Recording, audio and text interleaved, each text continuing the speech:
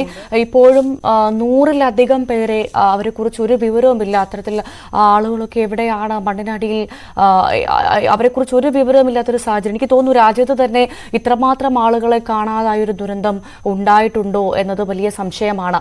അത്തരത്തിലടക്കം 100-150-ലധികം ആളുകളെ അവിടെ ഇനിയും കണ്ടെത്താനുണ്ട്.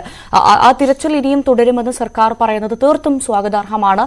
അവരിലേക്ക് എത്താൻ 100-ലധികം ആളുകളിലേക്ക് അവരെയും കണ്ടുപിടിക്കാൻ സാധിക്കട്ടെ സർക്കാരിന്. മിഥുൻ, നമുക്ക് ആ ദൃശ്യങ്ങളിൽ ഇപ്പോഴും ഒരുപാട് മൃഗങ്ങളെ കാണാൻ സാധിക്കുന്നത്. ഇവരൊക്കെ അവിടെ ഉണ്ടായിരുന്ന വീടുകളിലുള്ള മൃഗങ്ങളാണ്, അവരുടെ വേണ്ടപ്പെട്ടവരൊക്കെയാണ് മണ്ണിനടിയിൽ പോയത്. അപ്പോൾ ഈ മൃഗങ്ങളെ ആരെങ്കിലും സംരക്ഷിക്കാൻ ഏറ്റെടുക്കാൻ തയ്യാറായിട്ടുണ്ടോ? അല്ലെങ്കിൽ നമുക്ക് ആ ദൃശ്യങ്ങളിൽ നിന്ന് കാണാൻ സാധിച്ചത് ഒരുപാട് മൃഗങ്ങൾ അലഞ്ഞു നടക്കുന്നതാണ്, അതുകൊണ്ടാണ് ഞാൻ ചോദിച്ചത്.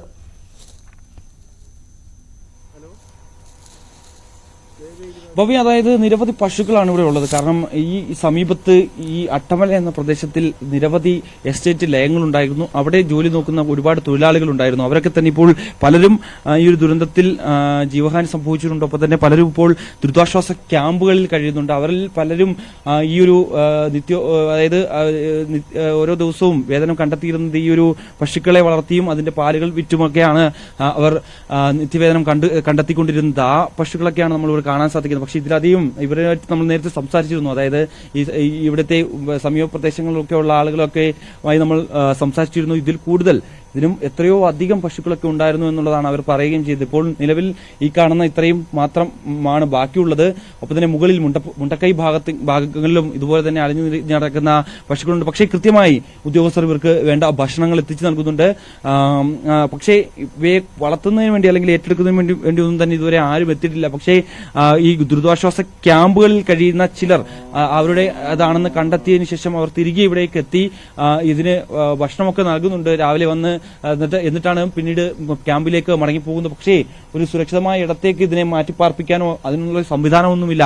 നമ്മൾ കഴിഞ്ഞ ദിവസങ്ങളിലും സർക്കാർ വൃത്തങ്ങളുമായി ഇതുമായി ബന്ധപ്പെട്ട് സംസാരിച്ചപ്പോൾ നിലവിൽ ഭക്ഷണങ്ങൾ നൽകുന്നുണ്ട്. ഇവയെ സുരക്ഷിതമായി മാറ്റിപ്പാർപ്പിക്കുന്നതിന് വേണ്ടിയുള്ള ഇടപെടൽ നടത്തുന്നുണ്ട്. ഒപ്പം തന്നെ കറവ പശുക്കളാണ്. കാരണം ഇതിന്റെ പാല് കറന്നെടുത്തില്ല എങ്കിൽ അതിന് വലിയ രോഗസാധ്യതയുണ്ട്, രോഗം സംഭവിക്കാനുള്ള സാഹചര്യം കൂടിയുണ്ട്. അതിനൊക്കെ വേണ്ടി കൃത്യമായ ആളുകളെത്തി ഇതിന്റെ കറവ അത് കൃത്യമായി കറന്നെടുക്കുന്നതിന് വേണ്ടിയുള്ള ശ്രമങ്ങളൊക്കെ നടത്തുന്ന നമ്മൾ കഴിഞ്ഞ ദിവസങ്ങളിലൊക്കെ കാണുകയും ചെയ്തതാണ്. എന്തായാലും അത്തരത്തിൽ ഇതിനെ സംരക്ഷിക്കുന്ന, ഈ മൃഗങ്ങളെയൊക്കെ സംരക്ഷിക്കുന്നതിന് വേണ്ടിയുള്ള ഇടപെടൽ കൃത്യമായി നടക്കുകയും ചെയ്തിട്ടുണ്ട്. അത്തരത്തിൽ വ്യാപകമായി ഇങ്ങനെ അലഞ്ഞു തിരിഞ്ഞ് നടക്കുന്ന ഒരു കാഴ്ചയാണ്.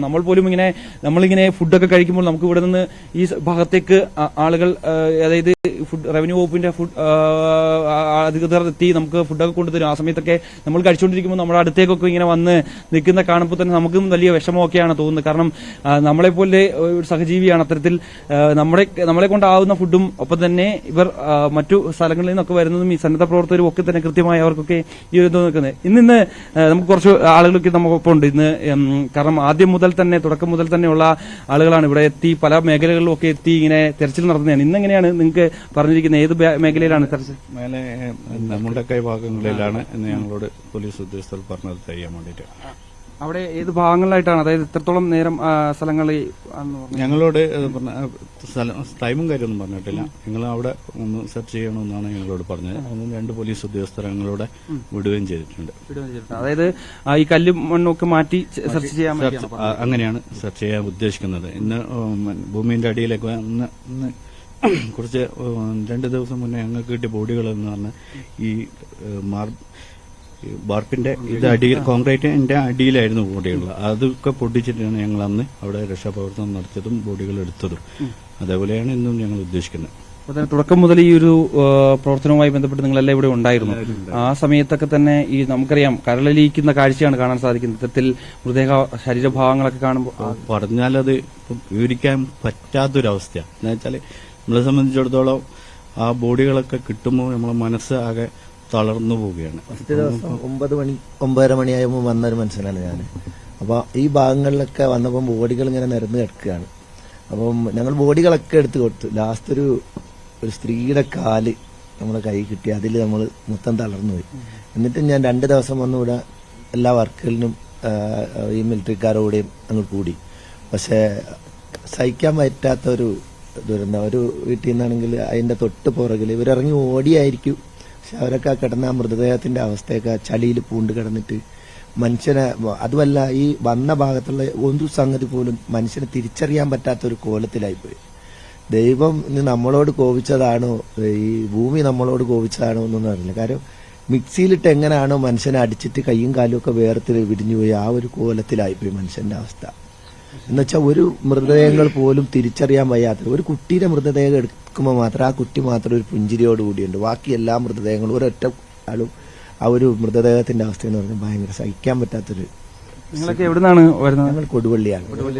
ഞങ്ങള് തരുവണപ്പുലിക്കാടാണ്, വയനാട്. നമ്മളിപ്പോ ഒരു 3 ടീമായിട്ടാണ് ഇതുള്ളത്. ബാക്കി പുറത്തുനിന്ന് ആള് വരുന്നുണ്ട്. വയനാട്, കോഴിക്കോട്, അതുപോലെ വടകര ഭാഗത്താണ് ഇന്ന് വരാനുണ്ട്. ഇനി ഏകദേശം 60ഓളം ആൾക്കാർ അവിടെ വന്ന് സെറ്റായി വന്നുകൊണ്ടിരിക്കുന്നു. ഇനി എത്ര ദിവസം കൂടി ഉണ്ടെന്ന് വല്ലതും പറയുന്നുണ്ട് ഇവര്? എന്തെങ്കിലും കണക്ക്? ഞങ്ങളെ കണക്കനുസരിച്ചിട്ട് ഇനിയും തിരയണമെന്നാണ്. കാര്യം ഇവിടെ നിന്നൊക്കെ കിട്ടിയ മൃതദേഹങ്ങൾ എന്ന് പറഞ്ഞാൽ നമ്മൾ ശർക്കര എങ്ങനെ എടുക്കുമ്പോൾ എങ്ങനെയാണ് ചീഞ്ഞു കഴിഞ്ഞാൽ ശർക്കര എടുക്കണ എങ്ങനെ ആ കോലത്തിൽ മൃതദേഹങ്ങളായിട്ടുണ്ട്. കാര്യം 13-14 ദിവസമായല്ലോ.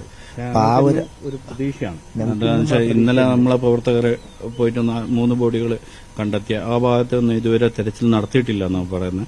അപ്പൊ അങ്ങോട്ടൊക്കെ ഒന്നും കൂടി തിരയണം. അതുപോലെ ഇനി ഒരുപാട് ബോഡികൾ കിട്ടാൻ ബാക്കിയുണ്ടല്ലോ ഇവിടെ. അപ്പൊ നമ്മൾ എത്രത്തോളം ഗവൺമെന്റ് ഇത് പറയുന്നു അതുവരെ ഞങ്ങൾ സഹകരിക്കുകയും ഞങ്ങൾ വരികയും പ്രവർത്തിക്കുകയും ചെയ്യും. കാര്യം വനത്തിന്റെ ഉള്ളിൽ എത്താത്ത ഭാഗങ്ങൾ ഇപ്പോഴും ഉണ്ട്. കാര്യം ഇവര് ഹെലികോപ്റ്ററിൽ പോയി കഴിഞ്ഞാൽ അവിടെ ഇറങ്ങാൻ കഴിയില്ല.